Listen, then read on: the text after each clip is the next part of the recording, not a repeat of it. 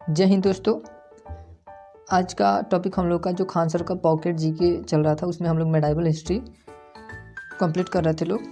तो चलिए शुरू करते हैं लोग। मालवा का कालक्रम 1401 से लेकर 1531 ईस्वी तक रहा था। 1401 ईस्वी से लेकर 1531 ईस्वी तक रहा था और तक यह स्वतंत्र राज्य के रूप में था। मालवा का राज्य नर्मदा ताप्ती नदियों के बीच के पठारी भाग में स्थित था। किस भाग में? नर्मदा और ताप्ती नदियों के बीच के पठारी भाग में स्थित था और यह गुजरात का पड़ोसी था। किसका पड़ोसी था? तो गुजरात का पड़ोसी था।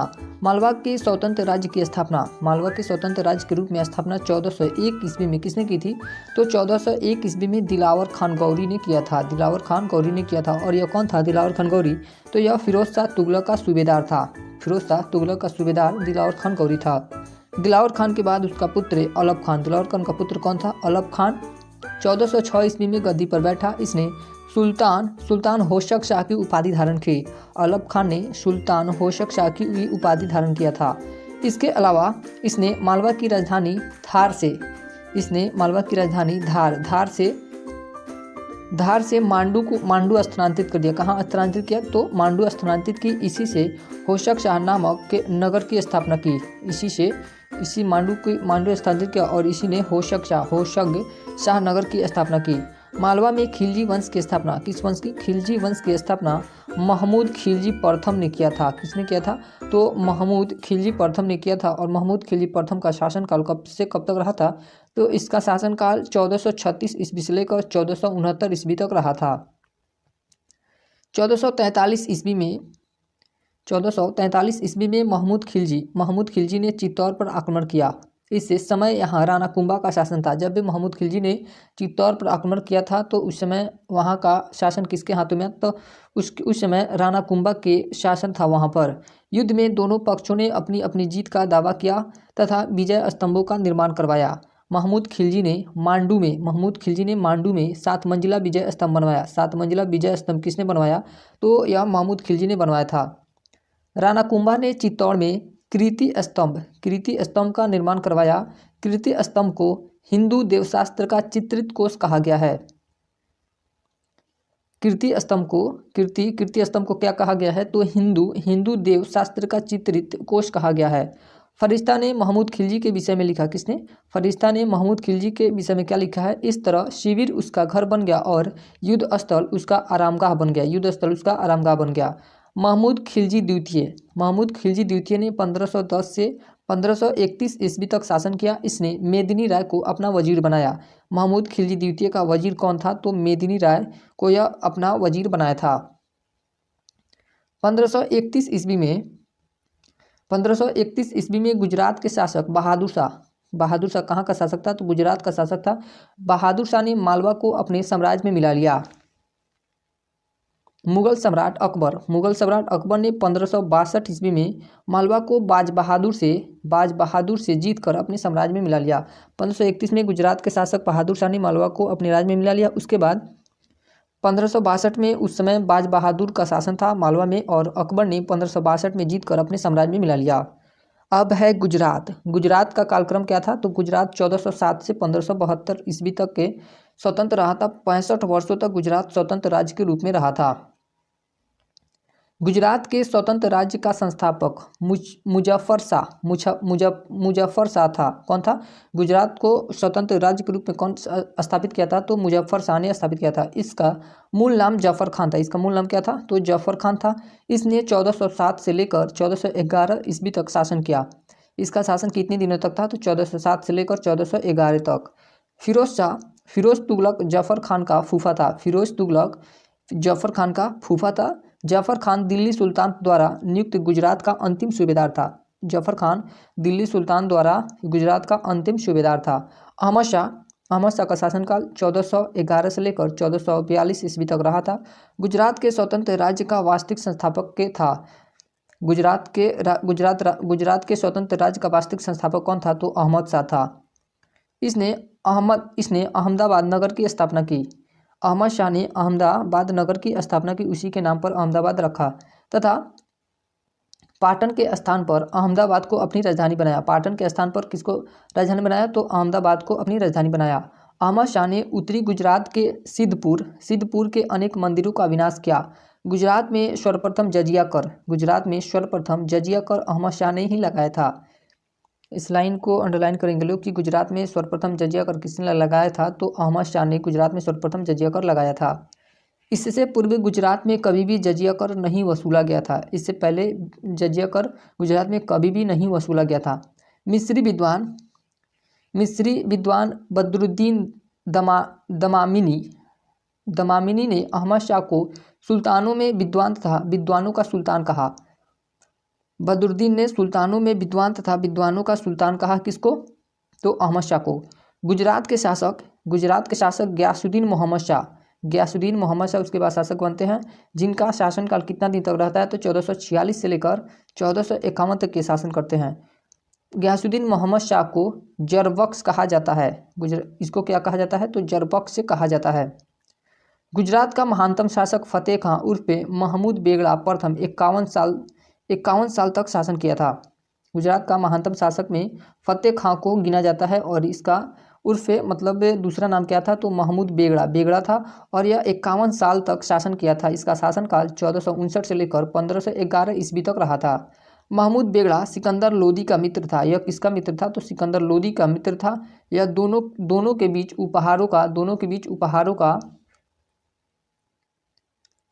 उपहारों का आदान प्रदान होता था। उदयराज महमूद बेगड़ा का दरबारी कवि था। महमूद बेगड़ा का दरबारी कवि कौन था, तो उदयराज था। उसने महमूद चरित्र की रचना की। महमूद चरित्र की रचना किसने की थी, तो उदयराज ने की थी। महमूद बेगड़ा 1507 से 1508 ईस्वी में पुर्तगालियों फ्रांसिस्को डी अल्मोडा तथा अल्बुकर्क से संघर्ष हुआ था। महमूद बेगड़ा का संघर्ष किससे हुआ था, तो फ्रांसीसी डी अल्मीडा और तथा अल्बुकर्क से संघर्ष हुआ था। इन दोनों के बारे में हम लोग को मॉडर्न हिस्ट्री में पढ़ना है, जब पुर्तगालियों का आगमन होता है तब। बारबोसा एक यात्री था। बारबोसा ने महमूद बेगड़ा को 20 पुरुष कहा। क्या कहा है, 20 पुरुष कहा है। महमूद बेगड़ा के पुत्र मुजफ्फर शाह द्वितीय। महमूद बेगड़ा का पुत्र कौन था, तो मुजफ्फर शाह द्वितीय, जिसका शासनकाल 1511 से लेकर 1526 ईस्वी तक रहा। मुजफ्फर शाह द्वितीय के समय में हज यात्रियों से किराया नहीं लिया जाता था। इसके समय हज जो करने जाते थे उनसे किराया नहीं लिया जाता था। बाई झाऊ उसके दरबार की प्रमुख नर्तकी थी। इसके दरबार की प्रमुख नर्तकी कौन थी, तो बाई झाऊ थी। गुजरात का अंतिम महान शासक बहादुर शाह बहादुर शाह, जिसका शासनकाल 1526 से लेकर 1537 ईस्वी तक रहा था। यह गुहिल राजपूत कन्या लक्ष्मीबाई से पैदा हुआ था। यह किससे पैदा हुआ था, तो गुहिल राजपूत लक्ष्मीबाई से पैदा हुआ था। बहादुर शाह के समय में पुर्तगाली राज्यपाल नूनो डी कुन्हा, कौन था, पुर्तगाली राज्यपाल नूनो डी कुन्हा ने दीव पर आक्रमण किया, लेकिन बहादुर शाह ने उन्हें पूर्णतः पराजित कर दिया। नूनो डी कुन्हा को किसने पराजित कर दिया, तो बहादुर शाह ने पराजित कर दिया। इस विजय के उपलक्ष्य में उसने दीव में बुर्जे बहादुर शाही का निर्माण करवाया। 1572 ईस्वी में अकबर ने गुजरात को मुगल साम्राज्य में मिला लिया। अकबर ने गुजरात को मुगल साम्राज्य में कब मिलाया था, तो 1572 ईस्वी में। अब है मेवाड़ राज्य में हमीर देव ने सिसोदिया वंश की नींव डाली। कि हमीर देव ने किस वंश की नींव डाली, तो सिसोदिया वंश की नींव डाली। उसने 1326 से लेकर 1364 ईस्वी तक शासन किया। मेवाड़ में कौन कौन से शासक हुए उनके बारे में पढ़ते हैं लोग। अब हम लोग मेवाड़ के शासक के बारे में पढ़ते हैं लोग। तो मेवाड़ के प्रथम शासक के रूप में हमीर देव थे, जिनका शासनकाल 1326 से लेकर 1364 ईस्वी तक रहा था। उसके बाद क्षेत्र सिंह शासक बनते हैं। कौन, क्षेत्र सिंह शासक बनते हैं, जिनका शासनकाल 1364 से लेकर 1382 ईस्वी तक रहा। उसके बाद शासक बनते हैं लाखा। क्षेत्र सिंह के बाद कौन शासक बनता है, तो लाखा बनता है, जिनका शासनकाल 1382 से लेकर 1421 ईस्वी तक रहा। लाखा के बाद मोकल बनते हैं। मोकल शासक बनते हैं मेवाड़ के। उनका शासनकाल 1421 से लेकर 1433 ईस्वी तक रहा। उसके बाद बनते हैं राणा कुंभा का शासनकाल 1433 से लेकर 1468 ईस्वी तक रहा। और राणा कुंभा के बाद उद्दा शासक बनते हैं।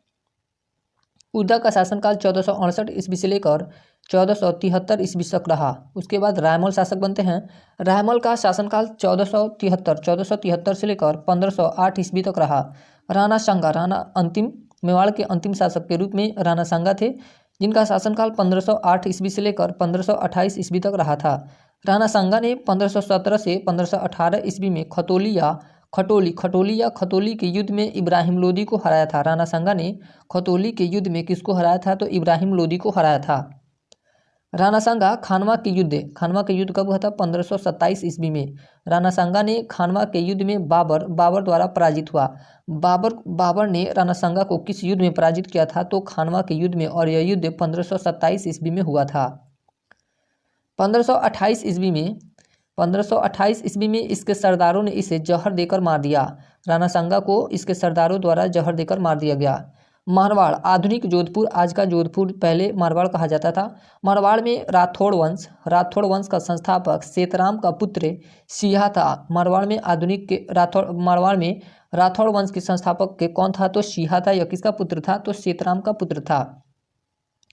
उसके बाद इस पे कौन कौन से शासक बनते हैं उसके बारे में है। तो सिहा के बाद शासक बनता है रावचूड़ा के बाद शासक बनता है रनमल का शासनकाल 1427 से लेकर 1438 ईस्वी तक रहा।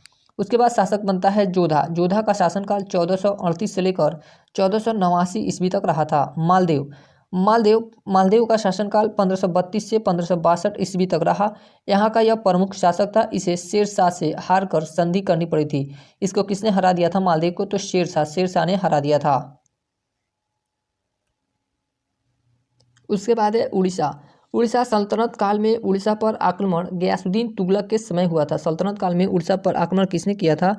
तो इस पर गयासुद्दीन तुगलक वंश के शासक था। गयासुद्दीन तुगलक ने आक्रमण किया था। उड़ीसा के स्वतंत्र राज्य का संस्थापक अनंत वर्मन ने किया था। उड़ीसा के स्वतंत्र राज्य के रूप में इसका संस्थापक कौन था? तो अनंत वर्मन था। इसने उड़ीसा में गंग वंश की नींव डाली। इसने किस वंश की नींव डाली? तो गंग वंश की नींव डाली। नरसिंह प्रथम का शासनकाल 1228 ईस्वी से लेकर 1264 ईस्वी तक रहा। इस वंश का महत्वपूर्ण शासक था। किस वंश का? गंग वंश का नरसिंह प्रथम महत्वपूर्ण शासक था। इसने मुस्लिम आक्रमण का सफल प्रतिरोध किया। जिस कारण इसे अमीर का मर्दन की उपाधि प्राप्त थी। इसे हमीर या मध्य मर्दन की उपाधि प्राप्त थी। किसे? नरसिंह प्रथम को। नरसिंह प्रथम ने कोणार्क का सूर्य मंदिर का निर्माण करवाया। कोणार्क का सूर्य मंदिर का निर्माण किसने करवाया था? तो नरसिंह प्रथम ने। जगन्नाथ मंदिर का निर्माण कार्य भी पूरा किया। जगन्नाथ मंदिर और कोणार्क का सूर्य मंदिर का निर्माण किसने करवाया था? तो नरसिंह प्रथम ने ही करवाया था। नरसिंह द्वितीय अब शासक बनता है। नरसिंह द्वितीय का शासनकाल 1278 ईस्वी से लेकर 1326 ईस्वी तक रहा। नरसिंह द्वितीय ने भुवनेश्वर में अनंत वासुदेव मंदिर का निर्माण करवाया। गंगवंश का अंतिम शासक भानुदेव चतुर्थ था। गंगवंश का अंतिम शासक कौन था? तो भानुदेव चतुर्थ था। इसके मंत्री कपिलेंद्र ने उड़ीसा में गजपति वंश की नींव डाली। कपिलेंद्र ने गजपति वंश की नींव डाली। कपिलेंद्र ने संभवतः बंगाल के सुल्तान नासिरुद्दीन को हराकर गौड़ेश्वर की उपाधि धारण की। कपिलेंद्र ने किसकी उपाधि धारण की? तो गौड़ेश्वर की उपाधि धारण की। प्रताप रुद्रदेव गजपति का शासनकाल 1497 से लेकर 1540 ईस्वी तक रहा था। इस वंश का अंतिम महान शासक था। गंगवंश का अंतिम महान शासक कौन था? तो प्रताप रुद्रदेव गजपति था। कृष्णदेव राय ने प्रताप रुद्रदेव को हराकर गजपति सप्तांग हरण तथा उड़ीसा दल विवादन की उपाधि धारण की। किसने? तो कृष्णदेव राय ने। 1568 ईस्वी में बंगाल के सुल्तान ने इसे जीतकर बंगाल का अंग बना लिया। खानदेश ताप्ती घाटी में स्थित। खानदेश कहाँ स्थित था? तो ताप्ती घाटी में स्थित था। खानदेश के स्वतंत्र राज्य की स्थापना मलिक रजा फारूकी ने फिरोज तुगलक की मृत्यु के बाद की थी। खानदेश की स्थापना किसने की थी? तो मलिक रजा फारूकी ने किया था। खानदेश की राजधानी बुरहानपुर थी। खानदेश की राजधानी कहाँ थी? तो बुरहानपुर थी। अकबर ने 1601 ईस्वी में खानदेश को जीत लिया। अकबर अपने साम्राज्य में खानदेश को कब मिलाया था? तो 1601 ईस्वी में मिलाया था। अब अगला टॉपिक है भारत में सूफीवाद। तो पहला चिश्ती संप्रदाय था। पहला क्या था? चिश्ती संप्रदाय जिसके संस्थापक कौन थे? ख्वाजा मुइनुद्दीन चिश्ती। इसकी स्थापना किसने की थी? तो इस संप्रदाय की स्थापना मुइनुद्दीन चिश्ती ने की थी। सोहरावर्दी बहाउद्दीन जकरिया। भारत थे शहाबुद्दीन सुहरावर्दी सुहरावर्दी बहाउद्दीन जकरिया, ये भारत कब आए थे? 12वीं सदी में। और शहाबुद्दीन सुहरावर्दी। कादरी संप्रदाय, कादरी संप्रदाय के स्थापना किसने की थी? तो 16वीं सदी में मखदूम जिलानी भारत थे शेख अब्दुल कादिर ने की थी। इसकी कादरी संप्रदाय की स्थापना किसने किया था? तो शेख अब्दुल कादिर ने किया था। नक्शबंदी संप्रदाय की स्थापना बाकी बिल्ला ने किया था। तो और कब किया था? तो 16वीं सदी में किया था। सतारी शाखा की स्थापना शाह अब्दुल सत्तारी ने किया था 15वीं सदी में। फिरदौसी शाखा की स्थापना बदरुद्दीन समरकंदी ने की थी।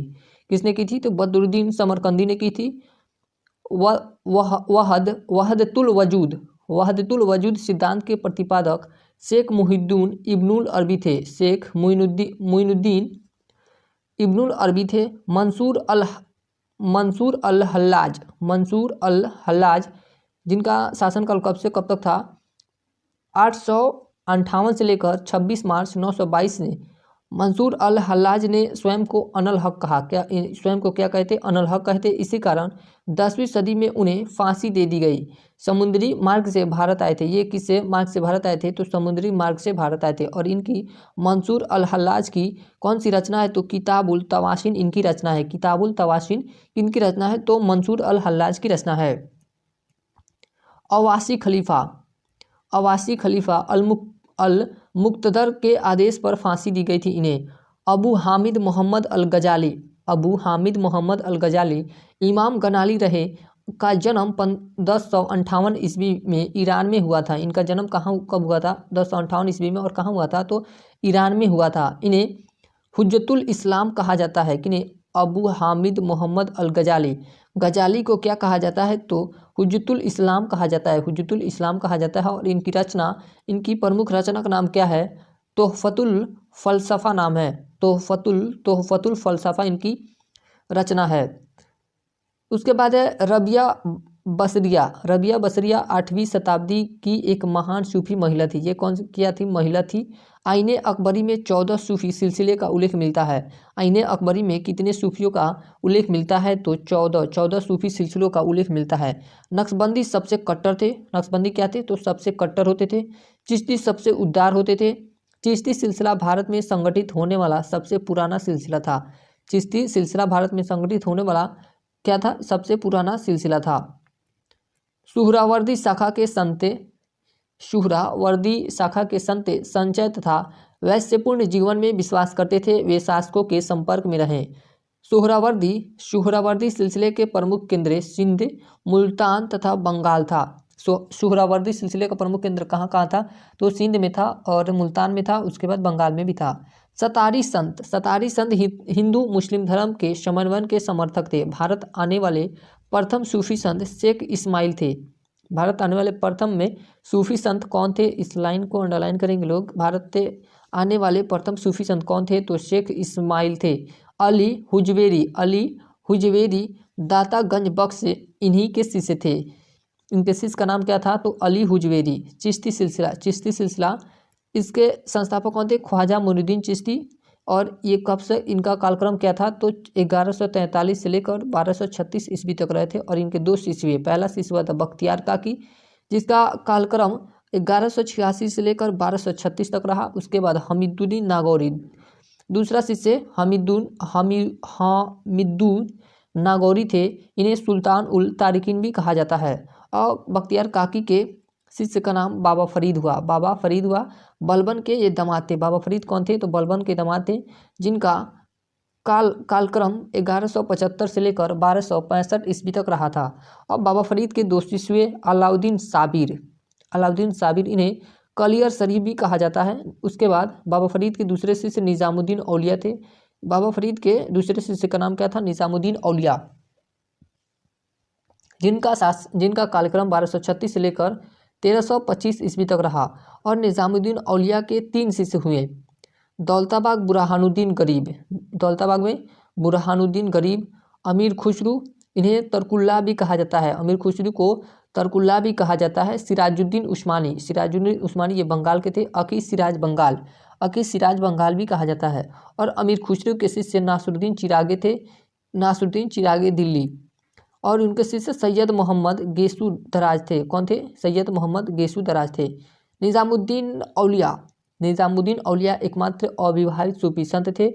इनका जन्म 1236 ईस्वी में बदायूं में हुआ था। कहाँ हुआ था? निज़ामुद्दीन औलिया का जन्म तो बदायूं में हुआ था। कब हुआ था? तो 1236 ईस्वी में। सुलह कुल सिद्धांत का प्रतिपादन इन्होंने किया था। निज़ामुद्दीन औलिया ने ही सुलह कुल का सिद्धांत का प्रतिपादन किया था। शेख बुरहानुद्दीन गरीब दक्षिण भारत के चिश्ती शाखा के संस्थापक थे। दक्षिण भारत में चिश्ती शाखा के संस्थापक कौन थे? तो शेख बुरहानुद्दीन गरीब थे। इनकी खानकाह बीजापुर में। इनकी खानकाह कहाँ है? तो बीजापुर में है। मोहम्मद बिन तुगलक की सिंध में मृत्यु के समय नासरुद्दीन चिरागे दिल्ली उनके साथ थे। इन्होंने फिरोज तुगलक को गद्दी पर बैठाने में महत्वपूर्ण भूमिका निभाई थी। शेख सलीम चिश्ती 24 बार हज किया था। शेख सलीम चिश्ती कितनी बार हज किया था? तो इसने 24 बार हज किया था। सूफियों की प्रमुख रचनाएं चिश्ती संप्रदाय के प्रमुख रचना कौन कौन सी थी? तो ये सब कौन थे? चिश्ती संप्रदाय के सूफी थे। तौहीद वजूदी किनकी रचना थी? तो नासरुद्दीन चिरागे दिल्ली की रचना थी तौहीद वजूदी। खतायरुल कुद्स शरह मशरी किसकी रचना थी? गेसू दराज की रचना थी। किताबुल तवाशीन किनकी रचना है? तो मंसूर अल हज्जाज की रचना है किताबुल तवाशीन। रुशदनामा गंगोही की रचना है। तोहफतुल फलसफा किसकी रचना है? फलसफा तो इमाम गजाली की रचना है। कशफ उल महजूब किनकी रचना है? तो अली हुजवेरी की रचना है। मलिक के उत्तर तजकिरातुल औलिया ये किसकी रचना है? तो फरीदुद्दीन अतार की रचना है। सुहरवर्दी संप्रदाय में कौन कौन से सूफी हुए? तो पहले थे शेख जियाउद्दीन थे। इन्हें अदाबुल मुरीदीन कहा गया है। नहीं, ये बुक्स का नाम है। इनकी रचना का नाम अदाबुल मुरीदीन है शेख जियाउद्दीन की। अवारिफुल मारिफ शहाबुद्दीन सोहरवर्दी की रचना है। तवाली उश लवाए हमीदुद्दीन सोहरवर्दी की रचना है। नुजहतुल अरहा शेख के अमीर हुसैनी की रचना है। सीरत उल मुस्तकीन शेख अमीर हुसैनी की रचना है। इसमें नाम थोड़ा सा उटपटांग है तो पढ़ने में दिक्कत हो रहा है, सॉरी, आप लोग एडजस्ट कर लीजिएगा। लोग मॉडर्न इंडिया में इस तरह का दिक्कत नहीं होगा। ये सब नाम हमें पहली बार मिल रहा है तो थोड़ा सा दिक्कत हो रहा है पढ़ने में।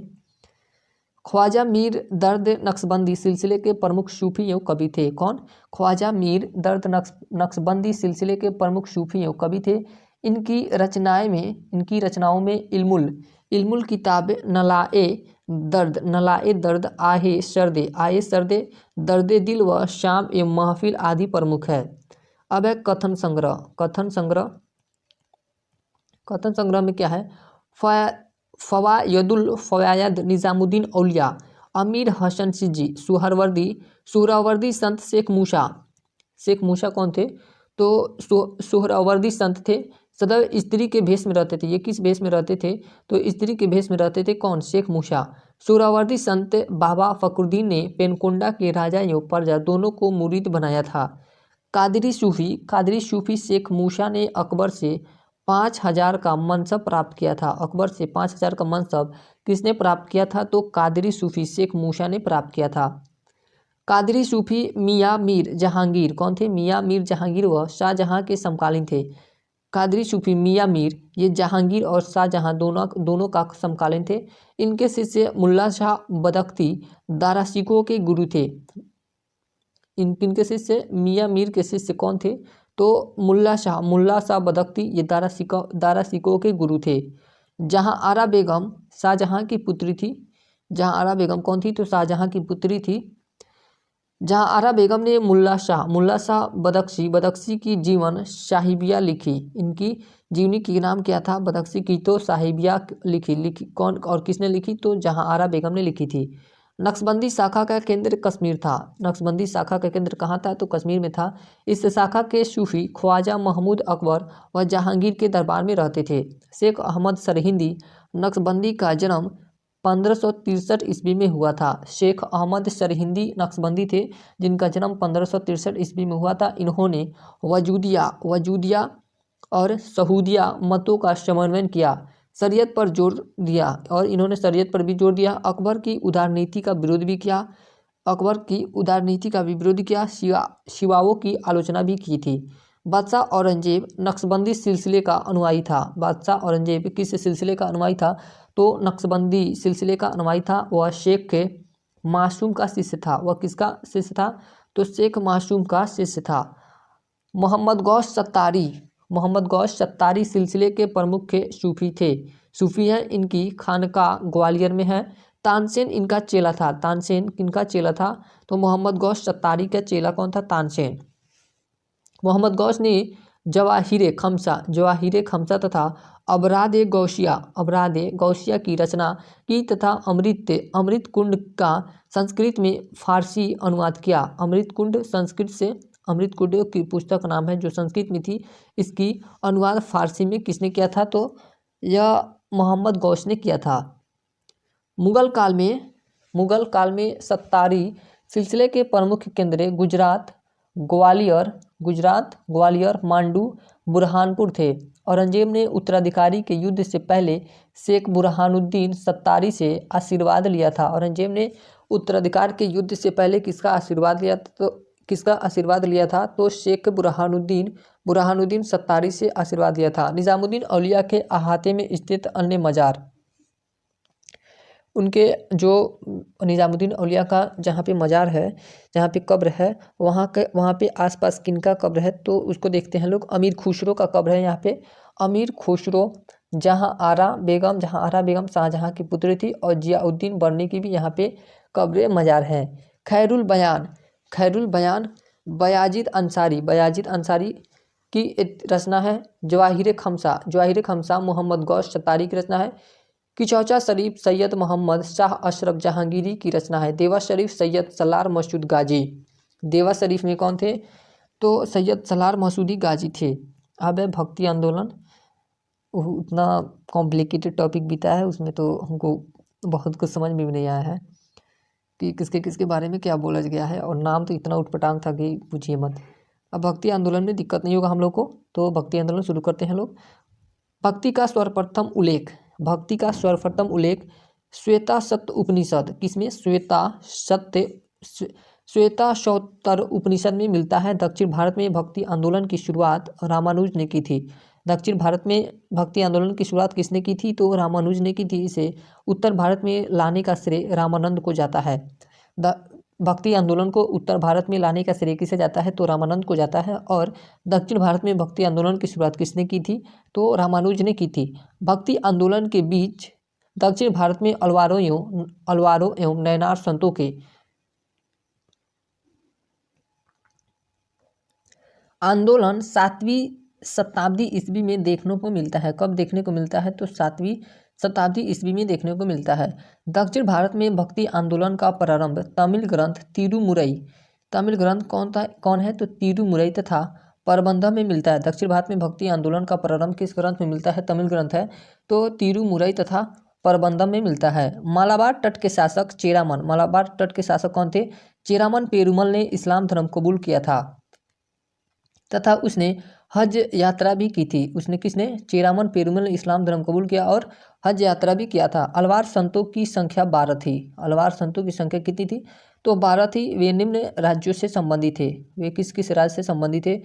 तो पोएगई थे, उसके बाद भूतार थे, प्यालवार थे,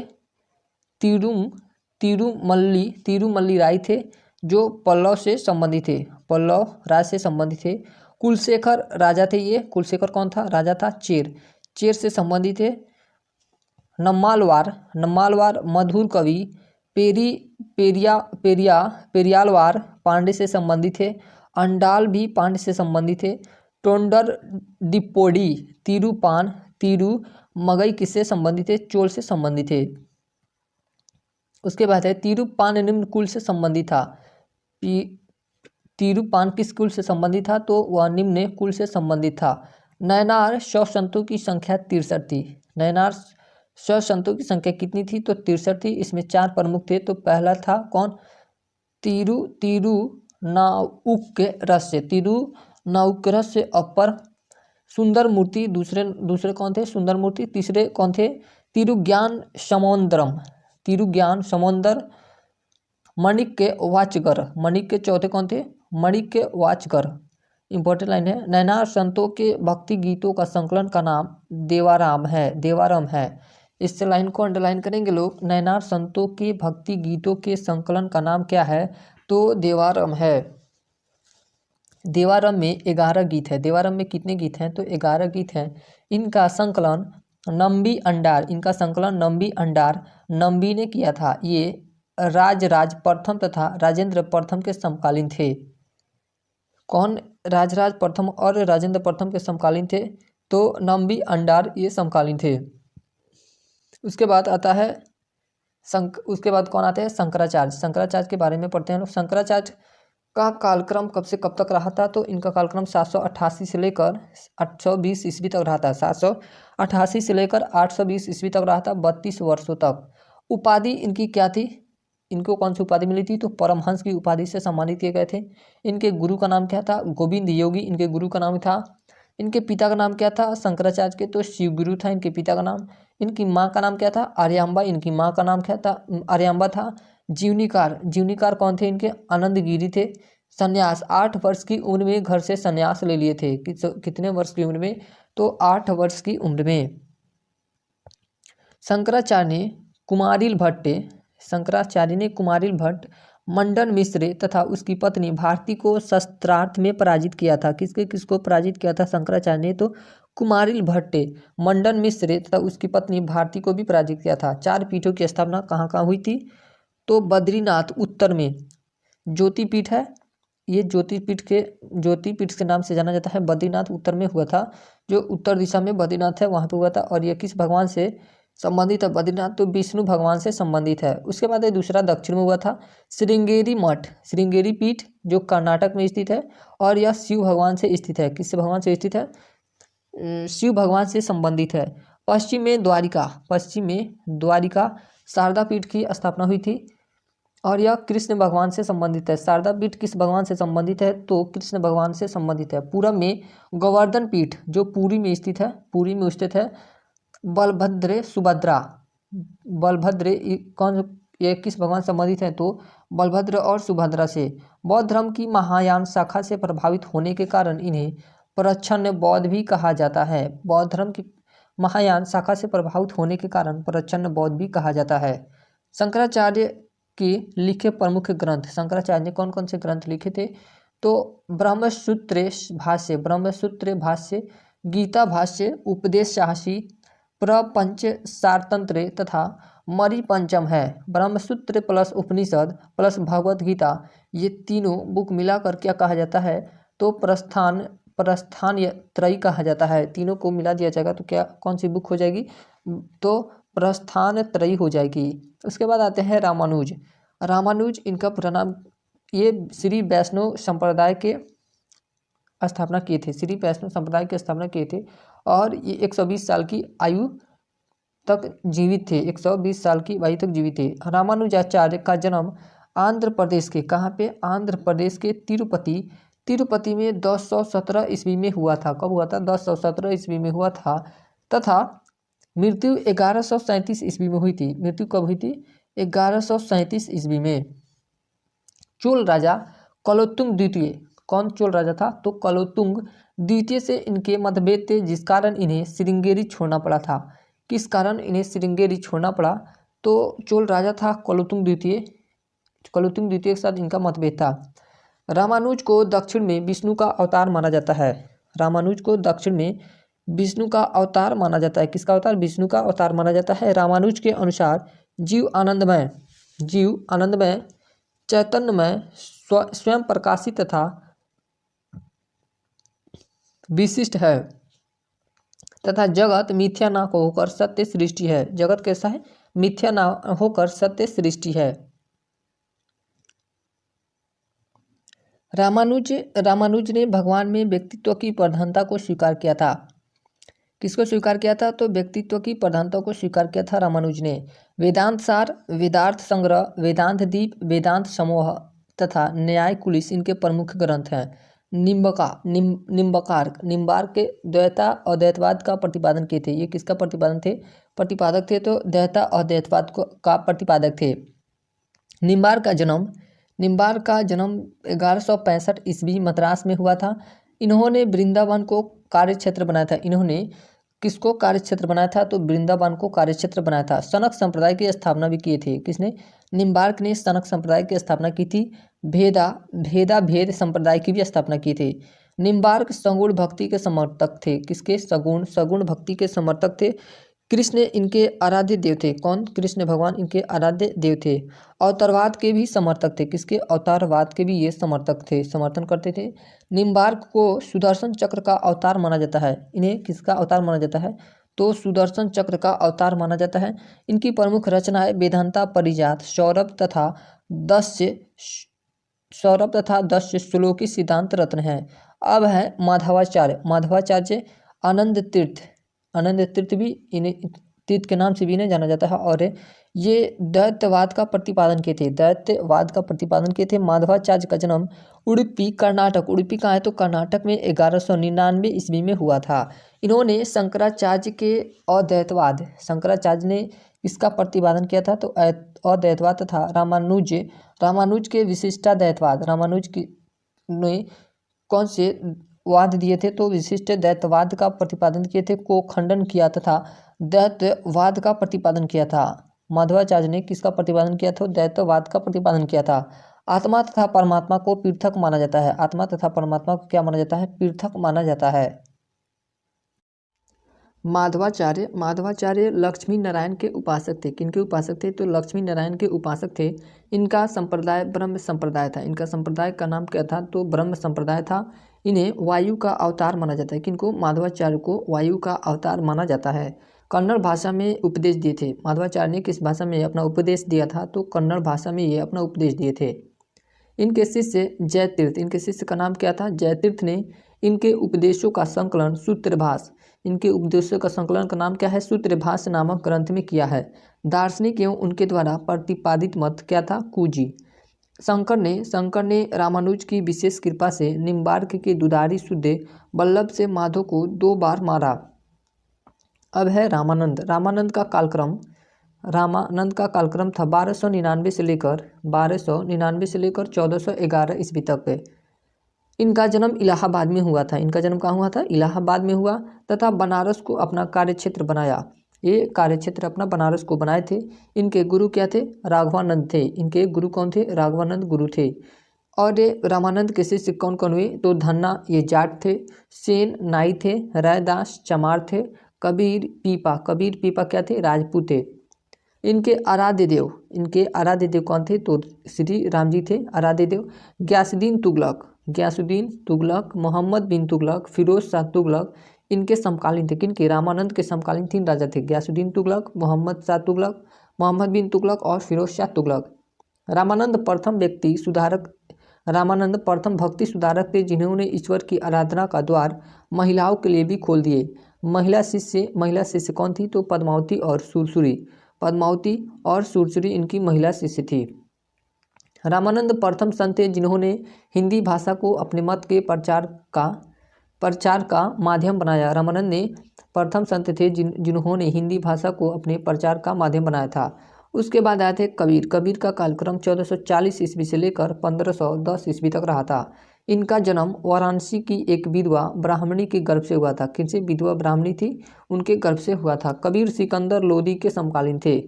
कबीर किसके समकालीन थे? तो सिकंदर लोदी के समकालीन थे कबीर अद्वैतवादी थे। ये अद्वैतवादी थे तथा साम्यवादी विचारधारा के थे। ये साम्यवादी विचारधारा के थे। अवतारवाद में विश्वास नहीं करते थे। ये किसमें विश्वास नहीं करते थे? तो यह अवतारवाद में विश्वास नहीं करते थे। 17वीं सदी में मिराल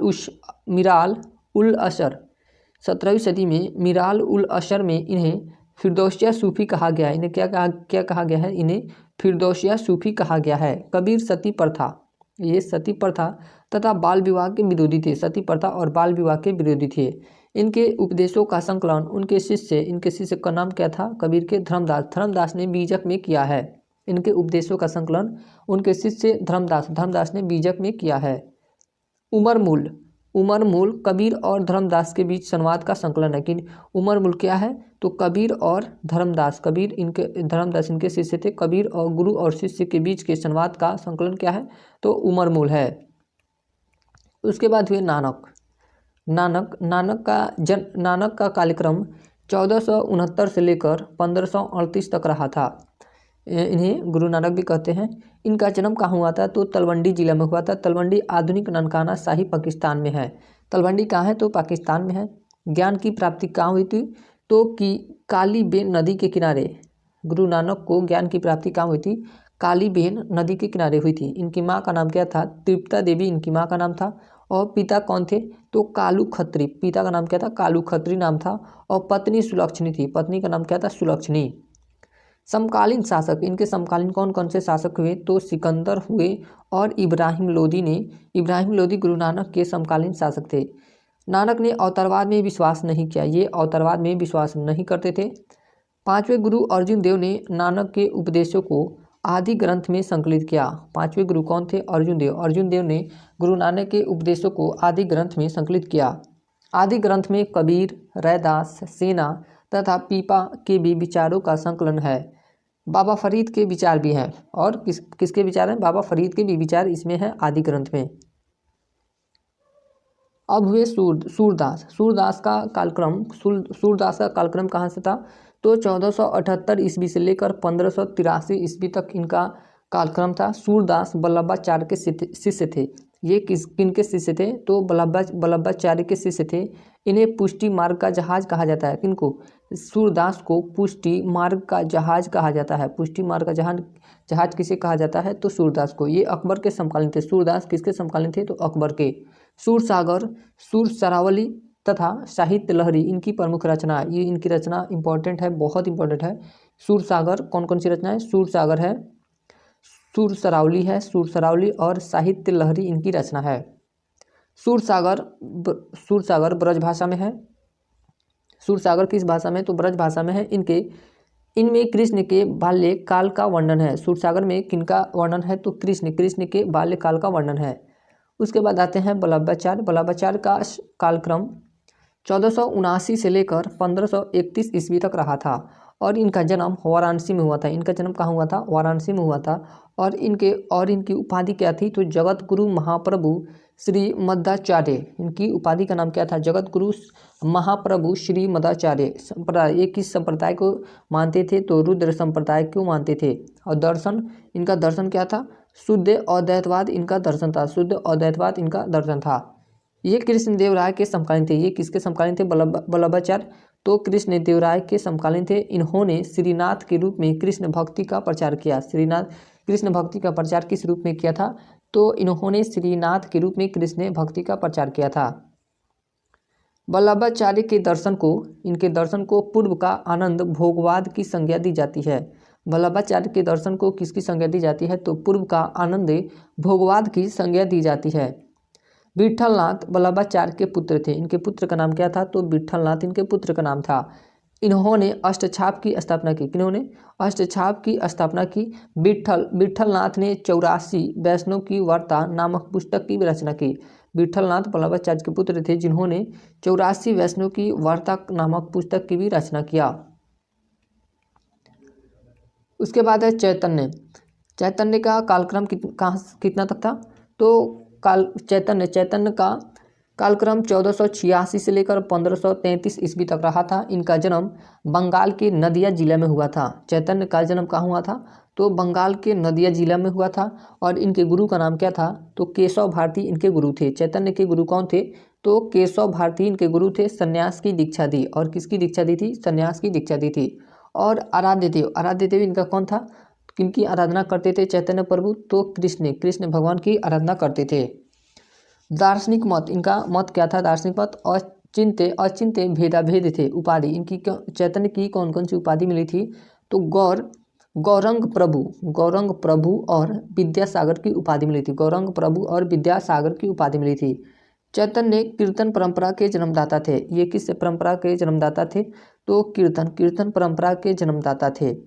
इन्हें विष्णु या कृष्ण का अवतार कहा जाता है। चैतन्य को विष्णु या कृष्ण का अवतार कहा जाता है। चैतन्य चरित्र के लेखक कृष्णदास हैं। चैतन्य चरित्र पुस्तक का नाम है, जिसके लेखक कौन है? तो कृष्णदास हैं। उसके बाद हुई मीराबाई। मीराबाई का कालक्रम 1498 से लेकर 1546 ईस्वी तक रहा था। मीराबाई का जन्म 1498 ईस्वी में मेड़ता में हुआ था। मीराबाई का जन्म कब हुआ था? 1498 ईस्वी में मेड़ता में हुआ था तथा मृत्यु 1546 में द्वारिका में हुई थी।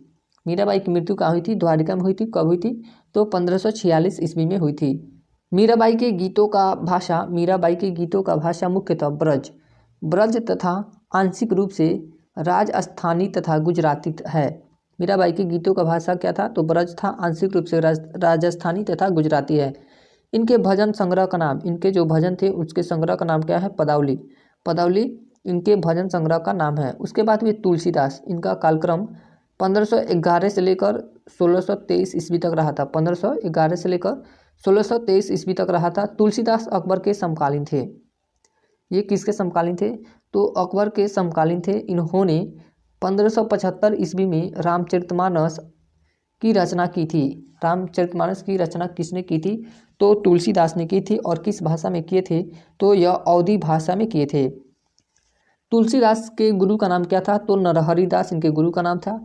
तुलसी की रचनाओं में रामलला नौछू, वैराग्य संदीपनी, वरय रामायण, पार्वती मंगल, जानकी मंगल, रामाज्ञा प्रश्न, श्री कृष्ण, गीतावली, दोहावली, कवितावली प्रमुख है। ये सब तुलसीदास की रचना है। उसके बाद हुए रैदास का कालक्रम 1267 ईस्वी से लेकर 1335 ईस्वी तक रहा था। 1267 से लेकर 1335 ईस्वी तक रहा था। रैदास का जन्म काशी में हुआ था। इनका जन्म कहाँ हुआ था? तो काशी में हुआ था। कबीर ने रैदास को संतों का संत कहा है। संतों का संत रैदास को किसने कहा? तो कबीर ने कहा है। इन्होंने अवतारवाद का खंडन किया। मतलब ये नहीं मानते थे कि भगवान का अवतार होता है। इनका विचार था मन रहे चंगा तो कटौती में गंगा। किनका? रैदास का विचार था मन रहे चंगा तो कटौती में गंगा। उसके बाद हुए दादू दयाल। उसके बाद कौन हुए? दादू दयाल। इनका कालक्रम 1544 से लेकर 1603 ईस्वी तक रहा था। दादू दयाल का कालक्रम 1544 ईस्वी से लेकर 1603 ईस्वी तक रहा था। दादू दयाल कबीर के पुत्र, ये किनके पुत्र थे? कबीर के पुत्र और कमाल के शिष्य थे तथा गुजरात और राजस्थान के प्रसिद्ध संत थे। ये कहाँ के प्रसिद्ध संत थे? तो गुजरात तथा राजस्थान के प्रसिद्ध संत थे। दादू ने षड दर्शन के मूल्यों को अस्वीकार कर दिया तथा नीपक के मार्ग का अनुमोदन किया था। दादू दयाल ने किस मार्ग का अनुमोदन किया था? तो नीपक मार्ग का अनुमोदन किया था। दादू के प्रमुख शिष्य, इनके शिष्य कौन कौन थे? तो रजब ये राजस्थान से संबंधित थे, ने कहा था यह संसार वेद है, यह सृष्टि कुरान है। यह संसार क्या है? तो वेद है और यह सृष्टि कुरान है। किसने कहा था? तो रजब ने कहा था। उसके बाद हुए शंकरदेव का कालक्रम 1499 से लेकर 1568 ईस्वी तक रहा। शंकरदेव ने असम में वैष्णव या कृष्ण भक्ति का प्रचार किया। शंकरदेव ने असम में किसका प्रचार किया? तो वैष्णव या कृष्ण भक्ति का प्रचार किया। इन्हें असम का चैतन्य कहा जाता है। किनको असम का चैतन्य कहा जाता है? तो शंकरदेव को असम का चैतन्य कहा जाता है। शंकरदेव अकेले कृष्ण मार्गी संत थे। ये अकेले क्या थे? कृष्ण मार्गी संत थे, जो मूर्ति पूजा के विरोधी थे। ये भी मूर्ति पूजा के विरोधी थे। शंकर ने सर्वोच्च देवता की महिला सहयोगियों राधा सीता लक्ष्मी को मान्यता नहीं दी। भक्ति रत्नाकर इनकी प्रमुख रचना है। शंकरदेव की प्रमुख रचना का नाम क्या है? तो भक्ति रत्नाकर इनकी प्रमुख रचना है। नरसिंह मेहता गुजरात के प्रमुख कृष्ण भक्ति संत थे। नरसिंह मेहता कहाँ के कृष्ण भक्ति संत थे तो गुजरात के। इनका गीत संग्रह सूरत संग्राम है। नरसिंह मेहता का गीत संग्रह का नाम क्या है तो सूरत संग्राम है। शिवनारायण खत्री का जन्म। शिवनारायण खत्री का जन्म 1710 ईस्वी में बलिया उत्तर प्रदेश में हुआ था। ये निर्गुण ब्रह्म के उपासक थे। शिवनारायण खत्री किसके उपासक थे तो निर्गुण ब्रह्मा के उपासक थे। उत्तर मुगल शासक मोहम्मद शाह इनसे प्रभावित था। कुमारन आसन केरल के सामाजिक पुनर्जागरण से संबंधित थे। कुमारन आसन कहाँ से सामाजिक पुनर्जागरण संबंधित थे तो केरल से। श्री संप्रदाय की स्थापना किसने की थी तो रामानुज ने किया था। ब्रह्म संप्रदाय माधवाचार्य ने। रुद्र संप्रदाय विष्णु स्वामी और वल्लभाचार्य। सनक संप्रदाय निम्बार्क ने सनक संप्रदाय की स्थापना किया था। संत मलुकदास का जन्म 1631 ईस्वी में कड़ा, वर्तमान कौशाम्बी का पुराना नाम कड़ा था। कड़ा में सुंदरलाल खत्री इनके पिता थे के घर में हुआ था। सुंदरलाल खत्री कौन थे? संत मलुकदास के पिता थे। शिव की प्रतिष्ठा में भारत में 12 ज्योतिर्लिंगों की स्थापना की गई। महाराष्ट्र के भक्ति संत। अब महाराष्ट्र में कौन कौन से भक्ति संत हुए तो महाराष्ट्र में भक्ति के 2 संप्रदाय थे। पहला था वारकरी। पहला क्या था? वारकरी। ये कृष्ण के अवतार के रूप में विट्ठल की पूजा करते थे। ये कृष्ण के अवतार के रूप में किसकी पूजा करते थे तो विट्ठल की पूजा करते थे। उसके बाद दूसरा संप्रदाय था धारकरी। दूसरा क्या था? धारकरी। ये राम भक्त थे। और पहला क्या था तो ये कृष्ण भक्त थे। वारकरी संप्रदाय के प्रमुख संत कौन कौन से हुए तो पहला नाम आता है ज्ञानदेव का। ज्ञानदेव, नामदेव और तुकाराम और बहिनाबाई सब इनके ये सब धारकरी संप्रदाय के प्रमुख संघ। धारकरी संप्रदाय के प्रमुख संत रामदास तथा एकनाथ थे। कौन थे? रामदास तथा एकनाथ थे धारकरी संप्रदाय के प्रमुख थे। ज्ञानेश्वर को विष्णु का 11वां अवतार माना जाता है। ज्ञानेश्वर को विष्णु का कौन सा अवतार माना जाता है तो 11वां अवतार माना जाता है। रसंत चोका, गोरा कुम्हार, नरहरि सुनार तथा बंका महार आदि प्रमुख हरिजन संत थे। ज्ञानेश्वर ने गीता पर ज्ञानेश्वरी नामक टीका लिखी।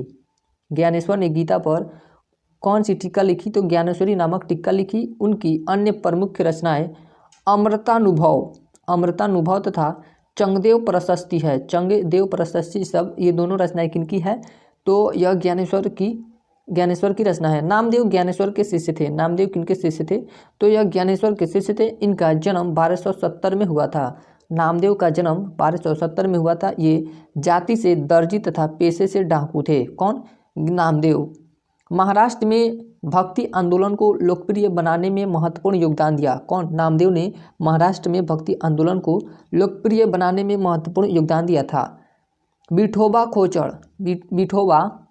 विठोबा खेचड़ या खेचरनाथ नामक कनफटे ने इन्हें ईश्वर के सर्वव्यापी स्वरूप से परिचित कराया। अभंग नामदेव प्लस तुकाराम। भक्तिकालीन संतों में नामदेव इस्लाम से सबसे ज़्यादा प्रभावित थे। नामदेव किस धर्म से सबसे ज़्यादा प्रभावित थे तो इस्लाम धर्म से सबसे ज़्यादा प्रभावित थे। नामदेव के गीतात्मक पद्य गुरु ग्रंथ साहिब में संकलित है। ज्ञानेश्वर की मृत्यु के बाद पंजाब में ही बस गए थे। इनके मराठी गीतों के संकलन अभंग है। इनके मराठी गीतों का संकलन क्या है? अभंग है। नामदेव का कहना था एक पत्थर की पूजा होती है, दूसरा पैरों तले रौंदा जाता है। यदि एक भगवान है तो दूसरा भी भगवान है। नामदेव का क्या कहना था कि एक पत्थर की पूजा होती है, दूसरा पैरों तले रौंदा जाता है। यदि एक भगवान है तो दूसरा भी भगवान होना चाहिए। तुकाराम वारकरी शिवाजी के समकालीन थे।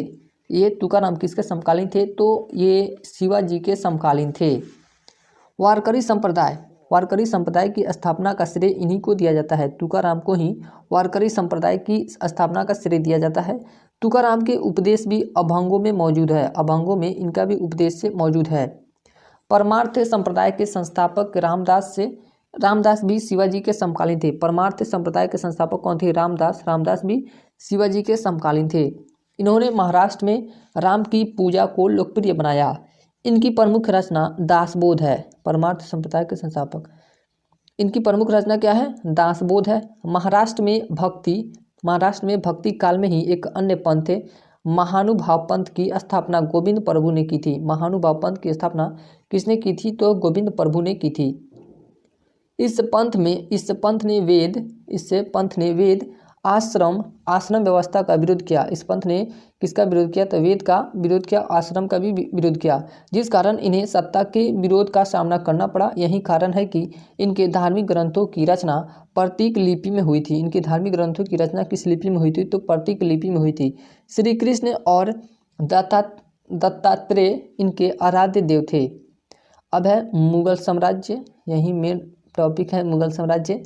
मुगल साम्राज्य के प्रथम राजा कौन है? बाबर का शासनकाल 1526 से 1530 ईस्वी तक रहा था। लगभग 4 वर्षों तक यह शासन किया था। इनका जन्म 1483 ईस्वी में हुआ था। बाबर का जन्म कब हुआ था? 1483 ईस्वी में, और मृत्यु 1530 ईस्वी में। माँ का नाम कुतलुग निगार था, और पिता कौन थे? उमर शेख मिर्जा। इनके पिता का नाम उमर शेख मिर्जा था। बादशाह की उपाधि 1504 ईस्वी में धारण किए थे। बादशाह की उपाधि कब दी गई थी? तो 1504 ईस्वी में धारण करने वाला पहला मुगल शासक था। इसे कलंदर भी कहा जाता है। बाबर को क्या कहा जाता है? कलंदर भी कहा जाता है। बाबर मुबैयान नामक पदशैली का जन्मदाता था। इसने रिसाले उशज या खते बाबरी की रचना की। 1504 ईस्वी में काबुल पर अधिकार किया। 1504 ईस्वी में कहाँ पे अधिकार किया? तो काबुल पर। तुलुगमा मूलतः उज्बेकों की युद्ध प्रणाली थी। तुलुगमा क्या थी? तो उज्बेकों की युद्ध प्रणाली थी। सबसे पहले बाबर के विरुद्ध शैबानी खान ने इसका प्रयोग किया था। बाबर के विरुद्ध किसने प्रयोग किया था? तुलुगमा नीति का तो शैबानी खान ने। सूर्यपुल युद्ध में सरेपुल युद्ध कब हुआ था? तो 1502 ईस्वी में सरेपुल युद्ध हुआ था, और इसी युद्ध में तुलुगमा युद्ध प्रणाली का प्रयोग किसने किया था? शैबानी खान ने। और किसके विरुद्ध किया था? तो बाबर के विरुद्ध किया था। बाबर ने कृष्णदेवराय को सर्वाधिक शक्तिशाली शासक बताया। बाबर ने भारत पर 5 आक्रमण किए। कितना आक्रमण किया था बाबर ने? 5। पहला आक्रमण कब था? 1519 ईस्वी में। बाजौर भेरा का किला जीता इसमें।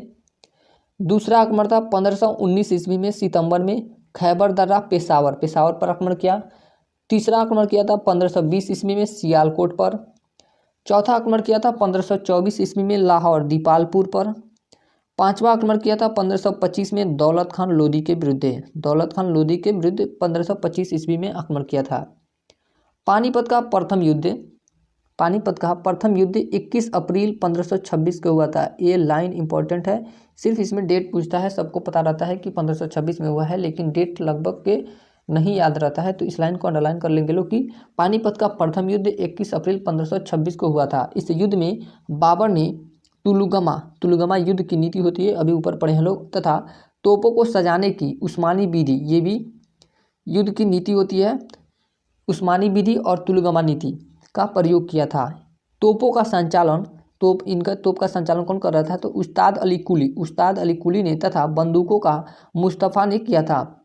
बंदूकों का संचालन मुस्तफ़ा ने किया था, और तोपों का संचालन किसने किया था? उस्ताद अली कुली ने किया था। युद्ध में इब्राहिम लोदी तथा उसका मित्र ग्वालियर का राजा विक्रमजीत मारा गया। 1526 के युद्ध में इब्राहिम लोदी भी मारा गया, और विक्रमजीत इसका दोस्त था, ये भी मारा गया।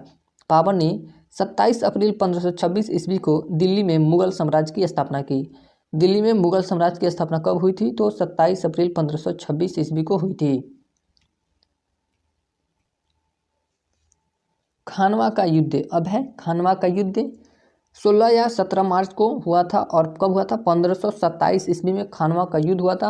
राणा सांगा तथा बाबर के बीच हुआ था। किसके बीच हुआ था? राणा सांगा और बाबर के बीच हुआ था, जिसमें राणा सांगा हार गए थे। खानवा युद्ध के समय बाबर ने जिहाद का नारा दिया तथा सैनिकों को तमगा तथा व्यापारिक कर से मुक्त करने की घोषणा की। उस समय सैनिकों पर 2 कर लगते थे, पहला था तमगा और व्यापारिक कर। व्यापारिक टैक्स और तमगा टैक्स लगता था, उससे मुक्त करने की घोषणा की कि अगर युद्ध जीत जाते हैं लोग खानवा का, तो ये दोनों कर सैनिकों को नहीं देना पड़ेगा। इस युद्ध में हसन खान मेवाती, खानवा के युद्ध में हसन खान मेवाती, महमूद लोदी तथा आलम खान लोदी ने राणा सांगा का साथ दिया था। बाबर की ओर से तुलगमा के इंचार्ज का मतलब कि संचालक के तुलगमा का संचालक कौन कर रहा था, तो मलिक कासिम कर रहा था तथा मुनीम अतका थे। बाबर की ओर से तुलगमा के इंचार्ज मलिक कासिम तथा मुनीम अतका थे। खानवा युद्ध में विजय के बाद बाबर ने गाजी का खिताब धारण किया। खानवा के युद्ध जब जीता तो बाबर ने किसकी उपाधि धारण की, तो गाजी की उपाधि धारण की। हुमायूं को बदख्शा का प्रशासन संभालने की जिम्मेदारी दी। चंदेरी, अब है चंदेरी का युद्ध। 29 जनवरी 1528 ईस्वी को चंदेरी का युद्ध हुआ था। 29 जनवरी 1528 ईस्वी को बाबर तथा मेदिनी राय किसके बीच, बाबर तथा मेदिनी राय के बीच हुआ था। चंदेरी मालवा और बुंदेलखंड की सीमा पर था। चंदेरी को जीतने के बाद इसे अहमद शाह को दे दिया। चंदेरी को जब जीत लिया बाबर ने तो इसे किसको दे दिया, तो अहमद शाह को दे दिया तथा मुल्ला आफाक को यहाँ का सिकदार बनाया। किसको, तो मुल्ला आफाक को यहाँ का सिकदार बनाया। अब है घाघरा का युद्ध। घाघरा का युद्ध कब हुआ था, तो 5 मई 1529 ईस्वी को घाघरा का युद्ध हुआ। घाघरा का युद्ध को बाबर तथा अफगानों के बीच हुआ। मध्ययुगीन इतिहास का यह पहला युद्ध था जो जल एवं थल दोनों पर लड़ा गया था। मध्यकाल का यह पहला युद्ध था घाघरा का युद्ध जो जल पर भी लड़ा गया था और थल पर भी यानी जमीन पर भी लड़ा गया था। यह बाबर का अंतिम युद्ध था। बाबर का अंतिम युद्ध क्या था, कौन था, तो घाघरा का युद्ध बाबर का अंतिम युद्ध था। बाबर ने बंगाल तथा अफगानों की संयुक्त सेना को पराजित किया। बाबर ने अफगानों को पराजित कर दिया और बंगाल की संयुक्त सेना दोनों को पराजित कर दिया। युद्ध में विजय के बाद बंगाल नुसरत शाह को वापस कर दिया। युद्ध में विजय के बाद बंगाल को नुसरत शाह को वापस कर दिया गया। बाबर की मृत्यु 26 दिसंबर 1530 ईस्वी को आगरा में हुई थी। बाबर की मृत्यु कब हुई थी, तो 26 दिसंबर 1530 ईस्वी को आगरा में हुई। उसे आगरा के चारबाग आरामबाग में दफनाया गया। बाबर को कहाँ दफनाया गया, तो आगरा के चारबाग आरामबाग में दफनाया गया। शेर शाह के शासनकाल में बाबर की विधवा पत्नी मुबारक यूसुफ जई, बाबर की विधवा पत्नी कौन थी, मुबारक यूसुफ जई, उसकी अस्थियों को काबुल ले गई।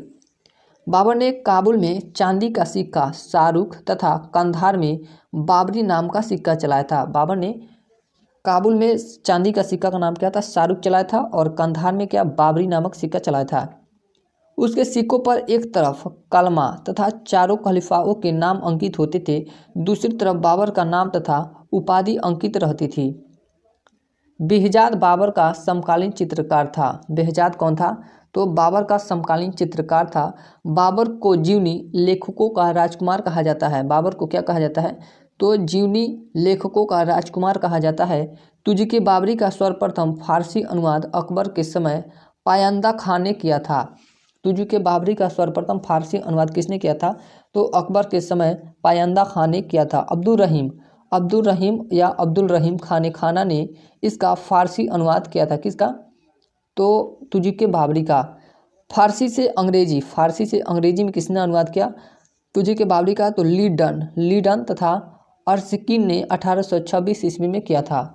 मूल तुर्की भाषा से अंग्रेजी में अनुवाद किसने किया था, मूल तुर्की भाषा से, तो मैडम वेब्रिज ने 1905 ईस्वी में किया था।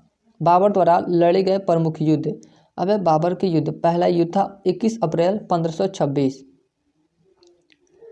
21 अप्रैल 1526 पानीपत का युद्ध, पानीपत का प्रथम युद्ध था और यह किसके बीच हुआ था, तो इब्राहिम लोदी और बाबर, जिसमें बाबर विजयी हुआ था पानीपत के प्रथम युद्ध में। दूसरा युद्ध लड़ा था खानवा का युद्ध। खानवा का युद्ध कब हुआ था, तो 7 मार्च 1527 ईस्वी को हुआ था और यह किनके बीच हुआ था, तो राणा सांगा तथा बाबर के बीच हुआ था। इसमें भी बाबर विजयी रहा। तीसरा युद्ध होता है चंदेरी का युद्ध 29 जनवरी 1528 ईस्वी को और मेदिनी राय एवं बाबर के बीच होता है, जिसमें भी बाबर विजयी रहता है। उसके बाद चौथा युद्ध होता है घाघरा के युद्ध 6 मई 1529 ईस्वी को अफगानों एवं बाबर के बीच, इसमें भी बाबर विजयी रहता है। उसके बाद शासक बनता है हुमायूं का जन्म 1508 ईस्वी में काबुल में हुआ था। 1508 ईस्वी में कहाँ हुआ था, तो काबुल में। और हुमायूं का कालक्रम क्या था, तो 1530 से 40 ईस्वी तक था। उसके बाद फिर 1555 से 56, 1530-40 में लगभग 39 में शेरशाह से इसका युद्ध होता है और हुमायूं को खदेड़ दिया जाता है। उसके बाद फिर मछीवाड़ा के युद्ध 1555 या 56 के आसपास में होता है। फिर वहाँ पे आता है और ये फिर दिल्ली सल्तनत पे कब्जा जमा लेता है। और हुमायूं की माँ का नाम क्या था? तो माहम बेगम सिया थी। ये कौन थी? माहम बेगम सिया थी। हुमायूं एकमात्र मुगल बादशाह था जिसने अपने भाइयों में साम्राज्य का बंटवारा किया। अस्करी को कौन सा स्थान दिया गया? तो संभल दिया गया। अलवर किसको दिया गया? तो हिंदाल को अलवर दिया गया। काबुल और कंधार कमरान को दिया गया। मिर्जा सुलेमान कजिन था इसका, और बदाख्शा दिया गया किसको? मिर्जा सुलेमान को।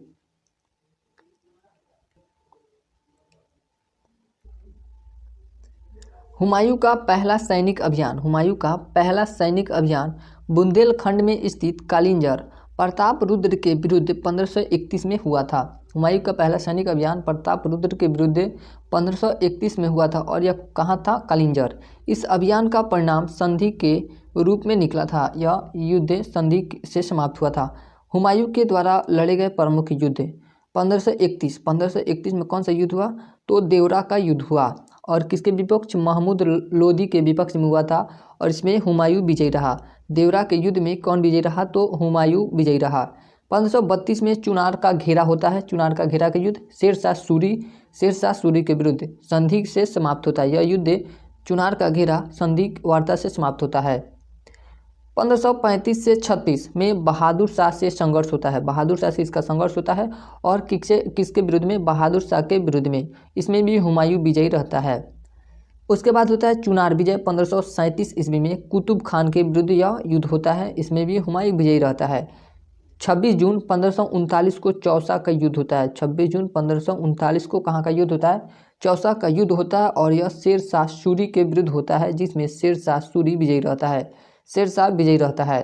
फिर उसके बाद 17 मई 1540 ईस्वी को कनौज तथा बिलग्राम का युद्ध होता है। कनौज तथा बिलग्राम का युद्ध होता है और किसके विरुद्ध होता है? तो शेरशाह सूरी के विरुद्ध होता है। इसमें भी शेरशाह विजयी रहा और इसी युद्ध में, कनौज के या बिलग्राम के युद्ध में ही हुमायूं को खदेड़ देता है और हुमायूं कुछ लगभग 40 से 55 15 साल तक के भारत में नहीं आता है। जब वे शेरशाह की मृत्यु हो जाती है उसके बाद ही भारत में वह 1555 में एंट्री करता है मछीवाड़ा के युद्ध में।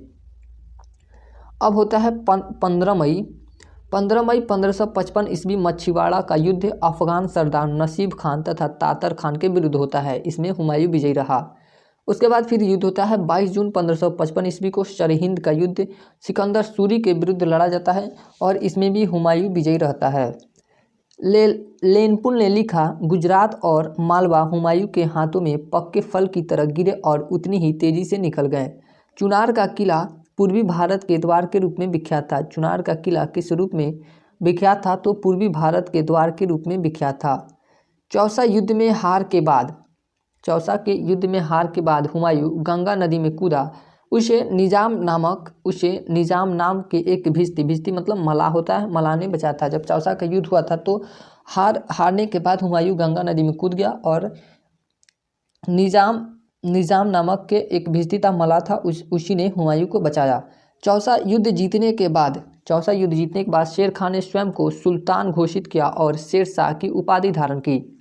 सरहिंद युद्ध में हारने के बाद अफगान सत्ता का अंत हो गया।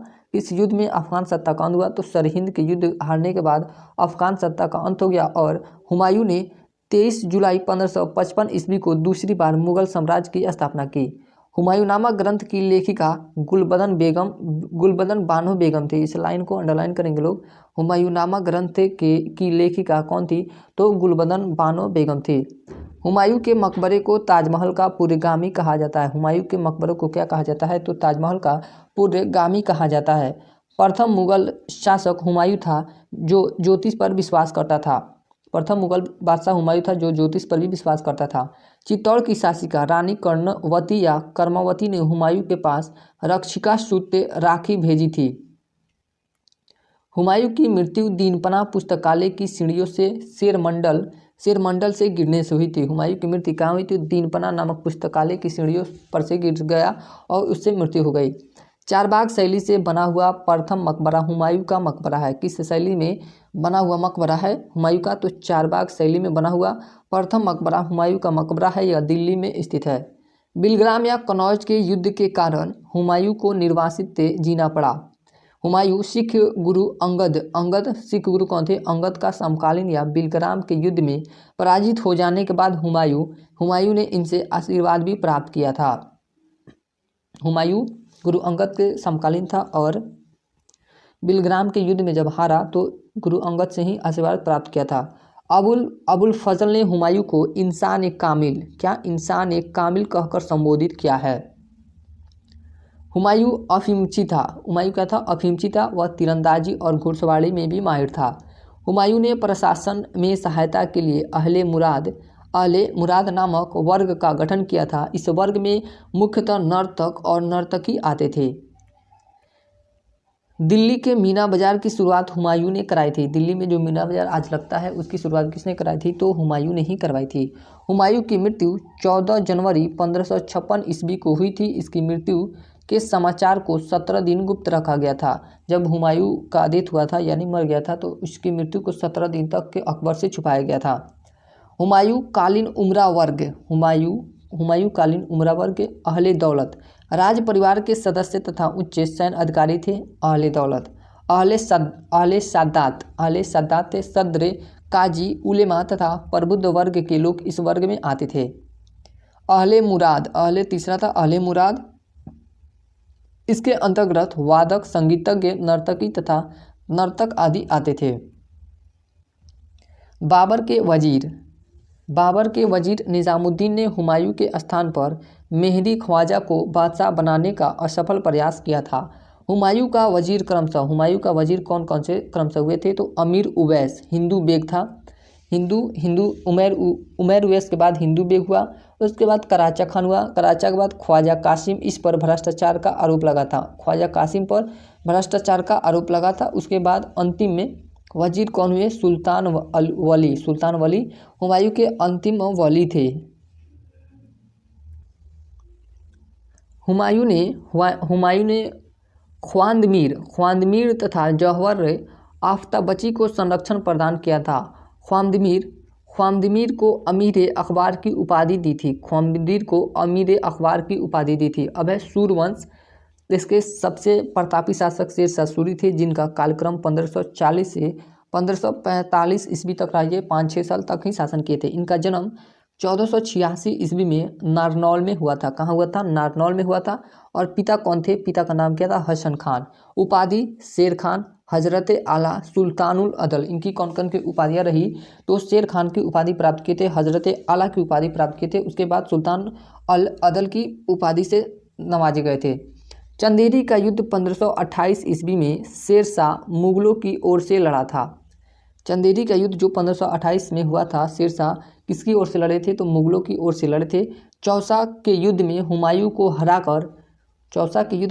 हराकर सुल्तान बनने की घोषणा तथा 1540 ईस्वी में बिलग्राम युद्ध जीतने के बाद 10 जून 1540 को आगरा में अपना राज अभिषेक कराया। शेरशाह के काल में 1541 ईस्वी में खिजर खान ने बंगाल में विद्रोह किया। शेरशाह के ही काल में खिजर खान ने बंगाल में विद्रोह कर दिया था। कब किया था? 1541 ईस्वी में। शेरशाह के सैन्य अभियान कौन कौन से सैन्य अभियान किया था? 1542 ईस्वी में मालवा विजय, रणथंभौर, ग्वालियर, पूरनमल। वहाँ के शासक कौन थे? पूरनमल। और किसके सहयोग में किया था? तो मल्लू खान उर्फ कादिर शाह। उसके बाद 1543 ईस्वी में इसका युद्ध होता है। रायसीन का विजय करता है और वहाँ का शासक पूरनमल होता है। वहाँ का शासक कौन होता है? तो पूरनमल। 1543 से 1544 ईस्वी में युद्ध होता है। सिंध और मुल्तान का विजय करता है। मारवाड़ विजय, चित्तौड़ विजय, ये सब 1543 से 44 की विजय करता है। मारवाड़ के राजा कौन थे? मालदेव थे। चित्तौड़ के राजा कौन थे? राणा उदय सिंह वहाँ के शासक थे। 22 मई 1545 ईस्वी को कालिंजर विजय करता है। वहाँ के कालिंजर के शासक कौन होते हैं? तो चंदेल वंशी थे।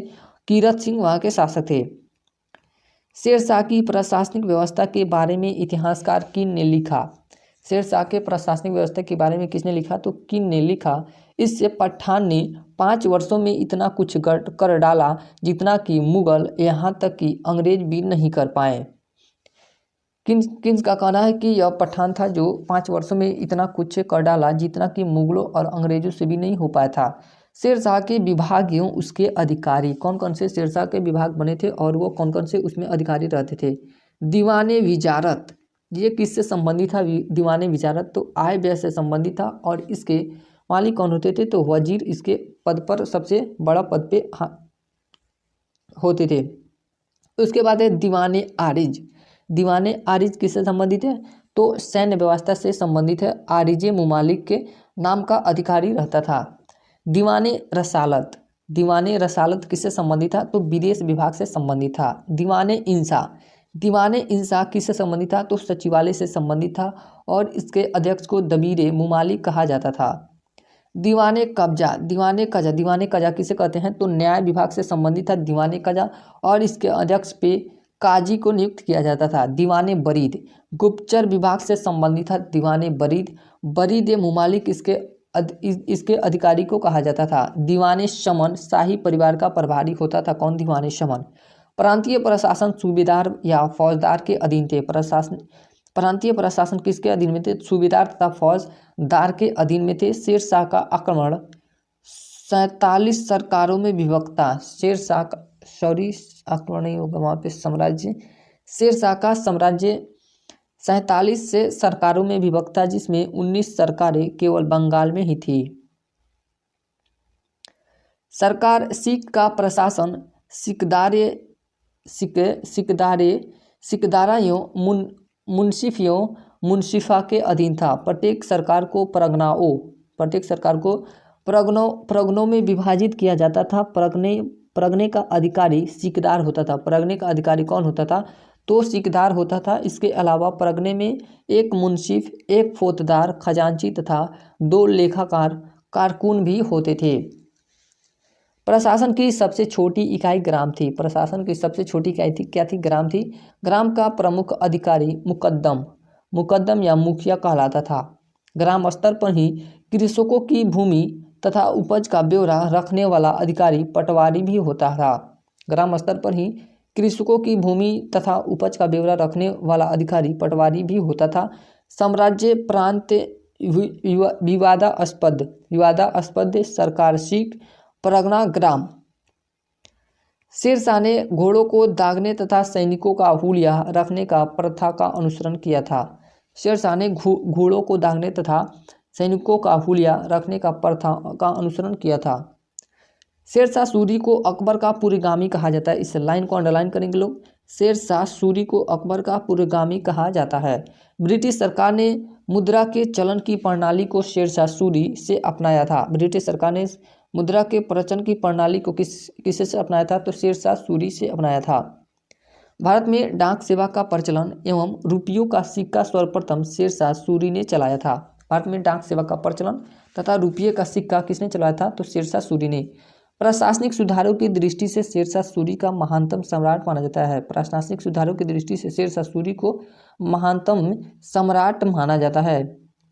मैं एक मुट्ठी भर बाजरे के लिए पूरे हिंदुस्तान की बादशाहत खो बैठा, ये पंक्तियाँ शेरशाह सूरी ने मारवाड़ युद्ध में कही थी। किस युद्ध में कही थी? तो मारवाड़ युद्ध में कही थी। शेरशाह सूरी की मृत्यु कालिंजर अभियान 1545 ईस्वी में एक विस्फोट के द्वारा हुई। उससे समय वहाँ का शासक कीरत सिंह था। कहाँ का शासक? के कीरत सिंह था। तो कालिंजर का शासक कीरत सिंह था। दरोगा एक डाक चौकी विभाग का गठन शेरशाह सूरी ने किया। दरोगा एक डाक चौकी विभाग का गठन किसने किया? तो शेरशाह सूरी ने किया। शेरशाह के काल में अलग से पुलिस व्यवस्था नहीं थी। शेरशाह बुधवार के दिन न्याय के लिए स्वयं बैठता था। शेरशाह न्याय के लिए कौन सा दिन बैठता था? तो बुधवार के दिन बैठता था। शेरशाह की भू राजस्व व्यवस्था रैयतवाड़ी व्यवस्था की तरह थी जिसमें किसानों से सीधा संपर्क किया जाता था। शेरशाह की भू राजस्व व्यवस्था किसके समान थी? तो रैयतवाड़ी व्यवस्था की तरह थी। शेरशाह की भूमि की पैमाइश कराने के लिए अहमद खां को नियुक्त किया गया था। शेर शाह ने भूमि की पैमाइश कराने के लिए किसे नियुक्त किया था? तो अहमद खान को नियुक्त किया था। भूमि मापन में गजे सिकंदरी का प्रयोग किया जाता था। भूमि मापन में किसका प्रयोग किया जाता था? तो गजे सिकंदरी का प्रयोग किया जाता था। 1 बीघा बराबर 3600 वर्ग गज होता था। गजे सिकंदरी माप में 1 बीघा बराबर कितना होता था? तो 3600 वर्ग गज होता था। मुल्तान, मालवा, राजस्थान तथा पश्चिमी पंजाब की भूमि की पैमाइश नहीं कराई गई थी। उपज के आधार पर भूमि को 3 श्रेणियों उपज के आधार पर किस आधार पर? उपज के आधार पर भूमि को 3 श्रेणियों उत्तम, मध्यम तथा निम्न में बांटा गया था। लगान की दर औसत उपज का 1/3 भाग थी। मुल्तान से उपज का 1/4 भाग भू राजस्व लिया जाता था। लगान की दर औसत उपज का 1/3 भाग थी। और जब मुल्तान जगह था वहाँ से 1/4 भू राजस्व लिया जाता था। भू राजस्व की वसूली मुकद्दम करता था। भू राजस्व की वसूली कौन करता था? तो मुकद्दम करता था। जरिमाना सर्वेक्षण शुल्क था 2.5% यह लगता था। महासिलाना कर संग्रह शुल्क था। महासिलाना क्या था? तो कर संग्रह शुल्क था। ये 5.5% लगता था। भू राजस्व कर के अतिरिक्त 2.5% अतिरिक्त कर के रूप में लिया जाता था, जिसका प्रयोग आपदा के समय जो ये 2.5% लिया जाता था, इसका प्रयोग कहाँ किया जाता था? तो आपदा के समय सहायतार्थ में किया जाता था। शेर शाह के चलाए गए सिक्के शेर शाह के द्वारा जो सिक्के चलाए गए थे वो क्या थे? सोने के अशरफ या अशरफी, चांदी के रुपया 180 ग्रेन 80 ग्रेन का होता था। दाम क्या था? यह तांबे का रुपया था। दाम तांबे का रुपया होता था। रुपये का 40वां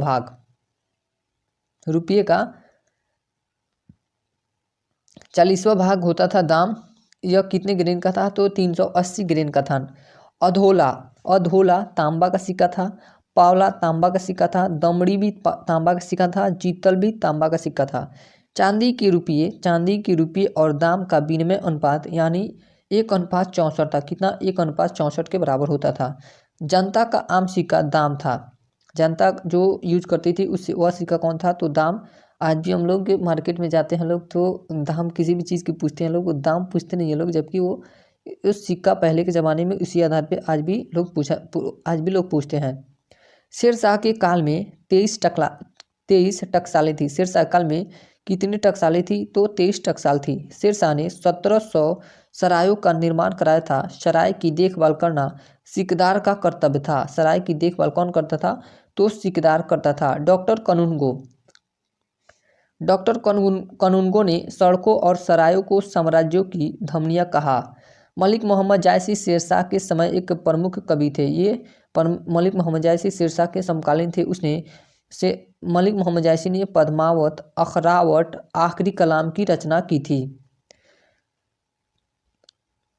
महदवी आंदोलन शेर शाह के काल में हुआ था। ये आंदोलन ने अंडरलाइन कर लेंगे लोग। महदवी आंदोलन किसके काल में हुआ था? तो शेर शाह के काल में हुआ था। शेर शाह के बाद उसका पुत्र जलाल खान इस्लाम शाह, जिसका शासनकाल 1545 से 1553 ईस्वी की उपाधि इस्लाम खां की उपाधि की धारण करके शासक बना। इस्लाम शाह के विरुद्ध विद्रोह। आजम हुमायूं निजामी कहाँ से विद्रोह किया? तो पंजाब से आजम हुमायूं नियाजी ने विद्रोह किया। शुजाअत खान मालवा से विरोध किया। शेख अलाई ने महदवी आंदोलन को लोकप्रिय बनाया। इस्लाम शाह ने शेख अलाई की हत्या करवा दी थी। इस्लाम शाह ने कानूनों को संहिताबद्ध करवाया था। इस्लाम शाह के बाद उसके साले मुबारिज खान ने मोहम्मद आदिल शाह की उपाधि धारण की और शासक बना। इस्लाम शाह के बाद कौन शासक बनता है? तो इसका साला था कौन? आदिल शाह शासक बनता है। इसने प्रशासन का कार्यभार हेमू नामक बनिए को सौंप रखा था। बाद में इसे विक्रमाजीत की उपाधि दी गई थी। हुमायूं की वापसी के समय दिल्ली, पंजाब तथा आगरा पर सिकंदर शाह सूर का शासन था। जब हुमायूं वापस आया मछीवाड़ा के युद्ध में तो उस समय दिल्ली और पंजाब और आगरा पर किसका शासन था? तो सिकंदर शाह का शासन था। मछीवाड़ा युद्ध 1556 में पराजित हुआ। कौन? सिकंदर शाह। उसके बाद अकबर आता है। अकबर का शासनकाल 1556 से 1605 ईस्वी तक रहा। इसका कालखंड बहुत लंबा था। इसका जन्म 15 अक्टूबर 1542 ईस्वी को अमरकोट सिंध में हुआ था। माँ का नाम क्या था? हमीदा बानो बेगम उर्फ मरियम मकानी था। हमीदा बानो बेगम उर्फ क्या था? मरियम मकानी था। जब अकबर मात्र 9 साल का था तो उसे गजनी का राज्यपाल बनाया गया था। सरहिंद युद्ध में अकबर ने भी भाग लिया था। सरहिंद के युद्ध में अकबर ने भी भाग लिया था। अकबर का पहला संरक्षक मुनीम खान था। अकबर का पहला संरक्षक कौन था? तो मुनीम खान था। अकबर का राज्याभिषेक 14 फरवरी 1556 ईस्वी को कालानौर के किले में बैरम खान ने किया था। अकबर का राज्याभिषेक कहाँ हुआ था? तो कालानौर के किले में बैरम खान ने किया था। और कब किया था? तो 14 फरवरी 1556 ईस्वी को किया था। अकबर के राज्याभिषेक के समय राजनीतिक स्थिति इस प्रकार थी। काबुल, मिर्जा मोहम्मद हकीम का अधिकार वहाँ पे था, काबुल पे। बदख्शा पर किसका अधिकार था? तो मिर्जा सुलेमान का। बिहार बंगाल अफगानियों का शासन था। मारवाड़ पर मालदेव थे। शाह अबुल माली ने अकबर के राज्याभिषेक में शामिल होने से इनकार कर दिया था। बाल अवस्था में अकबर का अभिभावक संरक्षक बैरम खान था। बाल अवस्था में अकबर का संरक्षक कौन था? तो बैरम खान। अकबर प्रथम मुगल शासक था।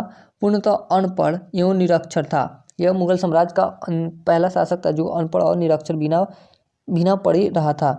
रामचरित नामक पुस्तक की रचना अकबर के शासनकाल में की गई थी। अकबरनामा ग्रंथ के लेखक अबुल फजल को माना जाता है। इस लाइन को अंडरलाइन करेंगे लोग कि अकबरनामा ग्रंथ के लेखक कौन थे? तो अबुल फजल को माना जाता है। दहसाला एवं जाप्ती प्रथा को अकबर ने ही शुरू किया था। करोड़ी नामक के अधिकारी की नियुक्ति अकबर ने ही की थी। करोड़ी नामक के अधिकारी की नियुक्ति अकबर द्वारा। दहसाला जाप्ती प्रथा भी अकबर द्वारा। अकबरनामा ग्रंथ के लेखक अबू फजल को माना जाता है। अकबर से युद्ध करने वाली शासिका चांद बीबी का संबंध अहमदनगर राज्य से था। अकबर के शासनकाल में सर्वप्रथम रूप भित्ति चित्रकारी का सर्वप्रथम प्रयोग किया गया था। अकबर के शासनकाल में सर्वप्रथम रूप भित्ति चित्रकारी का प्रयोग किया गया था। अकबर ने गुजरात विजय के उपलक्ष्य में बुलंद दरवाजे का निर्माण कराया और यह नागर शैली में बनाया गया है। बुलंद दरवाजा किस शैली में बनाया गया है? तो नागर शैली में बनाया गया है। और किस उपलक्ष्य में बुलंद दरवाजा का निर्माण किया? तो गुजरात विजय के उपलक्ष्य में। टोडरमल अकबर के वित्त मंत्री थे। टोडरमल कौन थे? तो अकबर के वित्त मंत्री थे। भारत में ब्रिटिश ईस्ट इंडिया की स्थापना के समय मुगल शासक अकबर का शासन था। जब भारत में ब्रिटिश ईस्ट इंडिया की स्थापना हो रही थी तो उस समय मुगल बादशाह कौन था? तो अकबर था।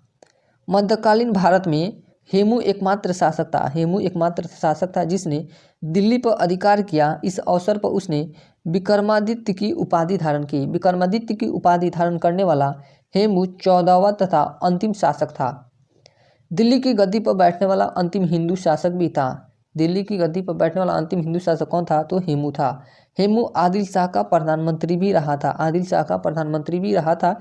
इसके अतिरिक्त केवल टोडरमल ही प्रधानमंत्री के पद पर पहुंच सका संपूर्ण मुस्लिम काल में। पानीपत का द्वितीय युद्ध कब हुआ था? तो 5 नवंबर 1556 ईस्वी को हुआ था। पानीपत का द्वितीय युद्ध 5 नवंबर 1556 ईस्वी को हुआ था।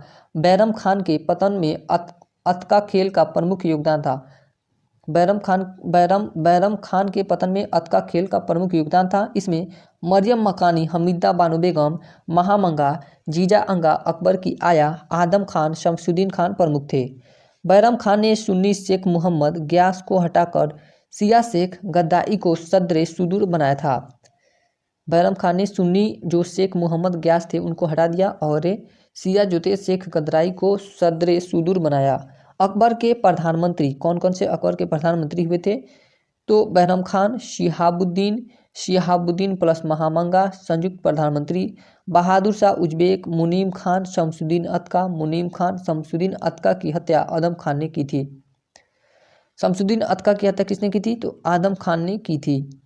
आदम खान को 1562 ईस्वी में छत से नीचे फेंका गया था और उनकी मृत्यु हो गई। अकबर के विरुद्ध कहाँ से विद्रोह हुए? तो अब्दुल्ला खान उज्बेकों का विद्रोह मालवा से किया था 1564 ईस्वी में।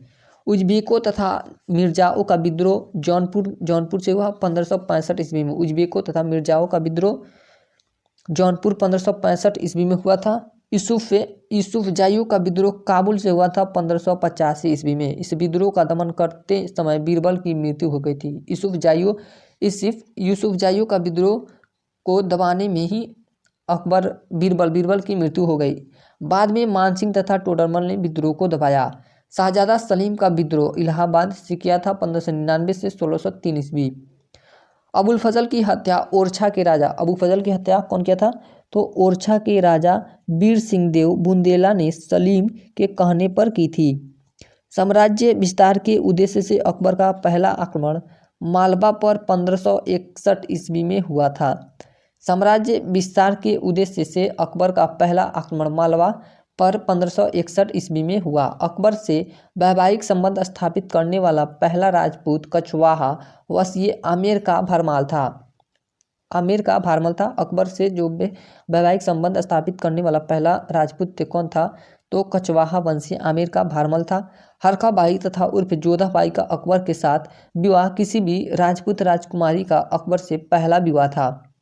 यह अकबर का पहला विवाह था जो राजपूत राजकुमारी से कर रहा था। अकबर ने भारमल को 5000 का मनसब दिया। कितने? 5000 का मनसब दिया। उसके पुत्र भगवान दास तथा पौत्र मानसिंह को भी उच्च मनसब प्रदान किए गए। मालवा विंध्य पहाड़ियों के आधार पर त्रिभुजाकार पठार है। इसके पूर्व में बुंदेलखंड, पश्चिमोत्तर में अरावली है। प्रमुख नदियाँ चंबल, काली, सिंध, बेतवा तथा केन है। प्रमुख नगर इंदौर, ग्वालियर, उज्जैन, भोपाल हैं।